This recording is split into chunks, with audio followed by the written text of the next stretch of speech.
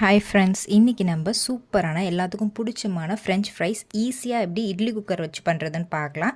அதுக்கு ஃபஸ்ட்டு நம்மளுக்கு தேவையான அளவு பொட்டேட்டோ எடுத்துகிட்டு தோலை சீவிட்டு நீட்டமாக ஃப்ரெஞ்ச் ஃப்ரைஸ் மாதிரி கட் பண்ணிவிட்டு உப்பு போட்டு நல்லா பெசரி விட்டுக்கலாம். ஒரு இட்லி பாத்திரத்தில் இந்த மாதிரி ஆயில் அப்ளை பண்ணிட்டு அதில் ஃப்ரெஞ்ச் ஃப்ரைஸ் எல்லாத்தையும் ஸ்ப்ரெட் பண்ணி விட்டுடலாம். இட்லி பாத்திரத்தை தண்ணி நல்லா கொதிக்க வச்சு கரெக்டாக 3 நிமிஷம் தான் மீடியம் அண்ட் லோ ஃப்ளேமில் வச்சு கொதிக்க விடுங்க. 3 நிமிஷத்துக்கு மேலே 1 நிமிஷம் கூட கொதிக்க விடக்கூடாது.